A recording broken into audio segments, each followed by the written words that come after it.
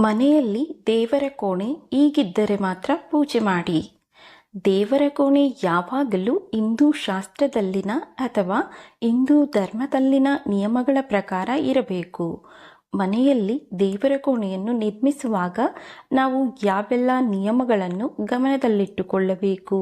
ದೇವರ ಕೋಣೆಯನ್ನು ಸ್ಥಾಪಿಸುವುದು ಹೇಗೆ? ಮಾನಸಿಕ ಶಾಂತಿಯನ್ನು ಪಡೆದುಕೊಳ್ಳುವುದಕ್ಕಾಗಿ ಜನರು ತಮ್ಮನ್ನು ದೇವರ ಪೂಜೆಯಲ್ಲಿ ಮಂತ್ರಗಳ ಪಠಣದಲ್ಲಿ ತೊಡಗಿಸಿಕೊಳ್ಳುತ್ತಾರೆ. ದೇವರ ಆರಾಧನೆಗಾಗಿ ಜನರು ಮನೆಯಲ್ಲೇ ದೇವರ ಕೋಣೆಯನ್ನು ಇಟ್ಟುಕೊಳ್ಳುತ್ತಾರೆ. ದೇವರ ಕೋಣೆಯನ್ನು ಮಾಡುವಾಗ ಅರಿತು ಅಥವಾ ಅರಿಯದೆಯೋ ಕೆಲವೊಂದು ತಪ್ಪುಗಳನ್ನು ಮಾಡುತ್ತಾರೆ. ದೇವರ ಪೂಜೆ ಮಾಡುವಾಗ ಕೆಲವೊಂದು ನಿಯಮಗಳನ್ನು ಅನುಸರಿಸಬೇಕಾಗುತ್ತದೆ. ಶಾಸ್ತ್ರದಲ್ಲಿನ ನಿಯಮಗಳನ್ನು ಉಲ್ಲಂಘಿಸಿ ಮನೆಯಲ್ಲಿ ದೇವರ ಕೋಣೆಯನ್ನು ನಿರ್ಮಿಸುವುದರಿಂದ ಮನೆಯಲ್ಲಿ ಅಲೌಕಿಕ ಶಕ್ತಿಗಳ ನೆಲೆಯಾಗುತ್ತದೆ ಮತ್ತು ಕುಟುಂಬದ ಸದಸ್ಯರಲ್ಲಿ ಸಮಸ್ಯೆಗಳು ಉದ್ಭವವಾಗುತ್ತವೆ. ನಿಯಮಾನುಸಾರ ದೇವರ ಕೋಣೆಯನ್ನು ನಿರ್ಮಿಸುವುದರಿಂದ ಮನೆಯಲ್ಲಿ ಲೌಕಿಕ ಶಕ್ತಿಗಳ ಸಂಚಾರ ಹೆಚ್ಚಾಗುತ್ತದೆ. ಮನೆಯ ವಾತಾವರಣ ಬದಲಾಗಲು ಪ್ರಾರಂಭವಾಗುತ್ತದೆ. ಮನೆಯಲ್ಲಿ ದೇವರ ಕೋಣೆಯನ್ನು ನಿರ್ಮಿಸುವಾಗ ಈ ಎಲ್ಲ ನಿಯಮಗಳನ್ನು ಗಮನದಲ್ಲಿಟ್ಟುಕೊಂಡು ಸ್ಥಾಪಿಸಬೇಕು. 1. ಮನೆಯ ದೇವರ ಕೋಣೆಯ ಮೇಲ್ಭಾಗವನ್ನು ಯಾವಾಗಲೂ ಮರದಿಂದ ಮಾಡಿರಬೇಕು.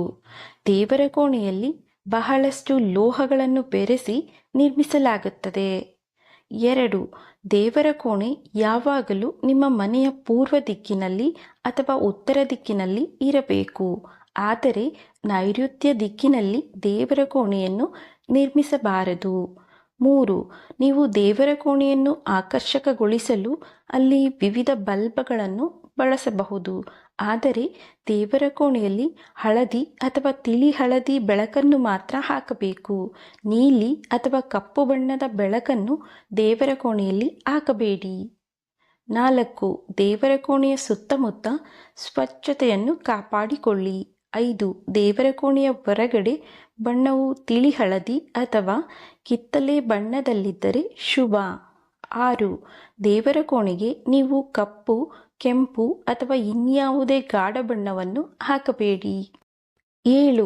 ನಿಮ್ಮ ನೆಚ್ಚಿನ ವ್ಯಕ್ತಿಗಳ ಫೋಟೋ, ಕುಟುಂಬದ ಸದಸ್ಯರ ಫೋಟೋ ಅಥವಾ ಪಿತೃಗಳ ಫೋಟೋವನ್ನು ದೇವರ ಕೋಣೆಯಲ್ಲಿ ಹಾಕಬೇಡಿ. 8. ದೇವರ ಕೋಣೆಯಲ್ಲಿ ಗಂಗಾಜಲವನ್ನು ಇಡುವುದು ಒಳ್ಳೆಯದು. 9.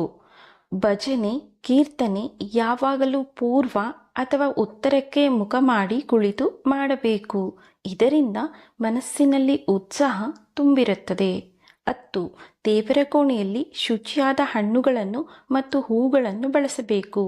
ದೇವರ ಕೋಣೆಯಲ್ಲಿ ತುಪ್ಪದ ದೀಪವನ್ನು ಬೆಳಗುವಾಗ ದೀಪಕ್ಕೆ ಶುದ್ಧ ಹಸುವಿನ ತುಪ್ಪವನ್ನು ಬಳಸಬೇಕು. 11. ದಿನನಿತ್ಯ ದೇವರ ಪೂಜೆಯನ್ನು ಮಾಡುವಾಗ ಗಾಯತ್ರಿ ಮಂತ್ರವನ್ನು 3 ಬಾರಿ ಪಠಿಸಿ. ಇದರಿಂದ ದಿನವಿಡೀ ನಿಮ್ಮ ಮನಸ್ಸು ಹಗುರವಾಗಿರುತ್ತದೆ. 12. ಶೌಚಾಲಯದ ಬಳಿ ದೇವಸ್ಥಾನವನ್ನು ಕಟ್ಟಬೇಡಿ. ಇದರಿಂದ ದೇವರ ಕೋಣೆಯಲ್ಲೂ ನಕಾರಾತ್ಮಕ ಶಕ್ತಿಗಳ ಸೃಷ್ಟಿಯಾಗುತ್ತದೆ. ದೇವರ ಕೋಣೆಯನ್ನು ನಿರ್ಮಿಸುವಾಗ ಈ ಮೇಲಿನ ತಪ್ಪುಗಳಾಗದಂತೆ ನಾವು ಗಮನಹರಿಸುವುದು ತುಂಬಾ ಮುಖ್ಯವಾಗಿರುತ್ತದೆ. ದೇವರ ಕೋಣೆಯನ್ನು ನಿರ್ಮಿಸುವಾಗ ಈ ಮೇಲಿನ ನಿಯಮಾನುಸಾರ ನಿರ್ಮಿಸಿದರೆ ಮನೆಯಲ್ಲಿ ಸುಖ, ಶಾಂತಿ ಮತ್ತು ಸಂತೋಷ ನೆಲೆಯಾಗುತ್ತದೆ ಎನ್ನುವ ನಂಬಿಕೆ ಇದೆ ಹಾಗೂ ನೀವು ಮಾಡಿದ ಪೂಜೆಯ ಫಲವು ನಿಮಗೆ ದೊರೆಯುತ್ತದೆ. ಸ್ನೇಹಿತರೆ, ಈ ಮಾಹಿತಿ ನಿಮಗೆ ಇಷ್ಟ ಆಗಿದ್ರೆ ವಿಡಿಯೋಗೊಂದು ಲೈಕ್ ಮಾಡಿ, ನಮ್ಮ ಚಾನಲ್ ಸಬ್ಸ್ಕ್ರೈಬ್ ಮಾಡಿ, ಶೇರ್ ಮಾಡಿ, ಸಪೋರ್ಟ್ ಮಾಡಿ. ಮತ್ತೊಂದು ವಿಷಯದೊಂದಿಗೆ ಭೇಟಿಯಾಗೋಣ. ಧನ್ಯವಾದಗಳು. ನಮಸ್ಕಾರ.